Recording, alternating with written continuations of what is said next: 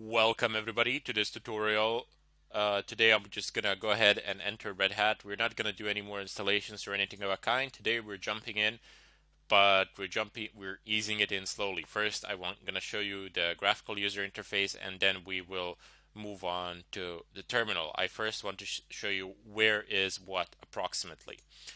Before I do all of that, I have made some alterations to the Red Hat virtual machine. I have just assigned it more resources, and you can do the same by clicking on the settings and then going to system, and you have the motherboard, processor, acceleration. And these things you can only change while the machine is down. So once you power the machine up, these changes can no longer take effect. You see, I cannot do anything here. I need to turn the machine off, then make these changes. But in any case, you can see that I have assigned it almost 3 gigs of RAM, and I have assigned it an extra CPU core. Hopefully, it's going to run a bit faster, and this is going to be a lot smoother experience. You can do the same if you wish, but it's not required. I'm simply doing this to save on time. It is not a pre-requirement of what we are about to do. Anyway, just go ahead. I'm just going to go ahead and cancel that, minimize this, and have a look at this desktop. If some of you have used Mac, it's fairly similar to it. On the upper bar, you have Sound, Network Manager, Power Management, Date, Username, or you can put in your real name there if you wish. And on the left side over here, you have Applications and Places. So let's click on Places. Okay, capture it. Click on Places. So it can take you home, documents, downloads, music, pictures, videos, pretty much similar as in Windows. You can even browse the network if you want, but doesn't really, we're not going to do that for now. Anyway, once you go into applications, for all of you Windows users out there, this is basically like the start menu. You just click on it, and then you have pretty much everything that you want here. You have the Firefox, we have the browser, which is the default one is Firefox, of course. And we're gonna see. Don't open it, my good man. And never mind. Let's just while it's opening it up for the first time, it's probably gonna want to do some updates or something of a kind. Speaking of which, we need to do them as well. But first, let me just introduce you. So you have the Firefox browser here. You have the mail client. Basically, this is for music. For photos, you have LibreOffice, which is the equivalent of Microsoft Office. You can pretty much do anything in LibreOffice that you can do in Microsoft Office as well. So no problems there. And under Files, if you're wondering what this is actually a file manager. So let's just go ahead and click on it to see what comes up. Excellent. So this is our file manager, and let's just kill this red gigantic thing in the background. Close them. Most of our time we will be spending at the command line, and we will be mostly dealing with the terminal.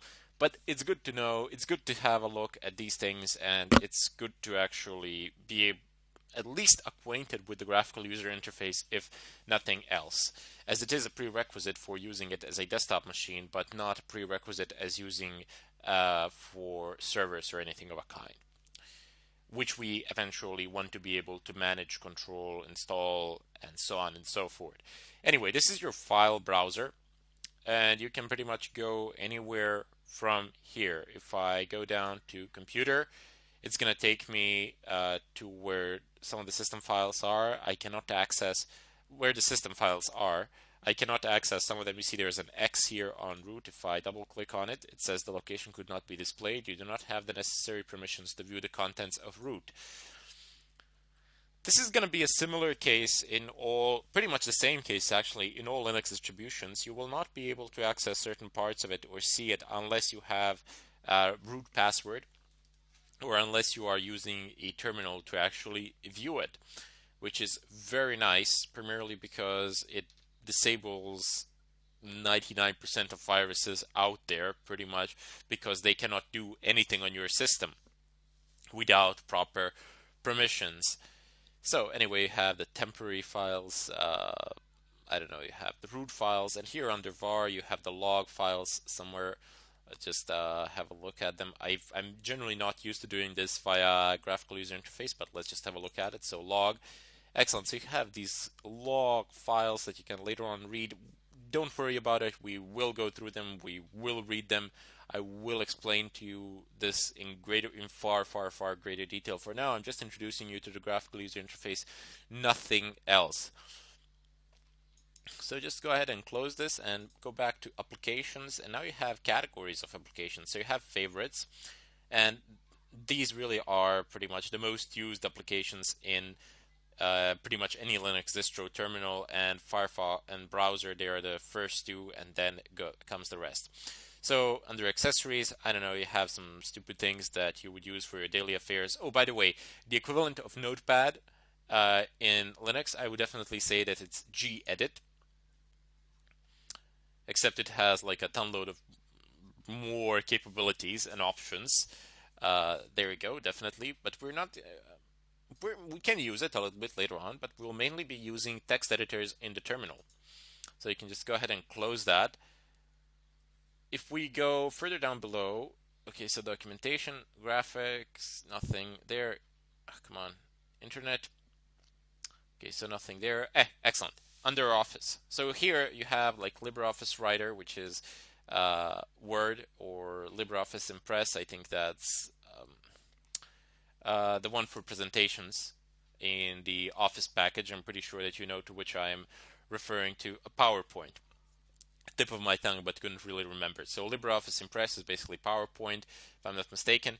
LibreOffice Draw, I think it's an equivalent of Paint or something of a kind, and LibreOffice Calc, which is basically Excel. If we go down further below, we got sound, video. Okay, so Cheese is for your webcam. Just so you know, you can utilize your webcam with Cheese. Baresso is for burning CDs, but we can do all of these. You can burn CDs through via the terminal as well without any sort of problems. If we go down below, Sundry. Okay, so we got SE Linux Troubleshooter. Print settings, not that important. Firewall, excellent. So you have the graphical user interface for the firewall, and if we go ahead and click on it, we're going to be prompted with a root password that's gonna, oops, actually no, are you serious? And if I select this, no, okay, there will be a root password. That'd be hilarious if there wasn't anything here. I would see if it didn't prompt me for a root password, then I could do pretty much whatever I wanted to the firewall. I would disavow. I would completely disavow Red Hat, completely and utterly. Anyway, here you can, but fortunately, it does require the password. Here you can pretty much do anything with the firewall, and firewall in Linux is open source. Its capabilities are practically infinite. You can do whatever you want with it. There is pretty much nothing that you would need that you cannot do with a Linux firewall. It's amazing. I don't know, I'm sure you can find something and make me eat my own words, but you get the general idea. So you can decide what services do you want to allow, what ports, you got port forwarding, ICMP filter, this is for pinging, and so on and so forth. But look, all of this we will do later via the terminal, as that is the proper way of doing this, because on a server you don't have a graphical user interface and you have to do with what you have. Primarily because graphical user interfaces are resource expensive, and they waste RAM, they waste CPU, and you don't want them. Plus, all the power rests in the terminal, the almighty terminal. Anyway, so go back to applications. Sundry, we were here. SC Linux is your, how shall I put this? Is your, let's say, antivirus system, or a way of tightening down security eternally.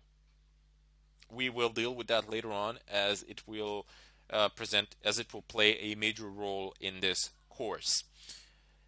If you go down to system tools, you got settings, boxes, and a lot of things here, but I'm going to continue talking about that in the follow-up tutorial, as I'm running a bit of short on time here, and there are a few things to which I wish to introduce you here as well, just so you know that you can access them this way as well. And more often than not on a desktop you will need to as well. Until then, I bid you farewell.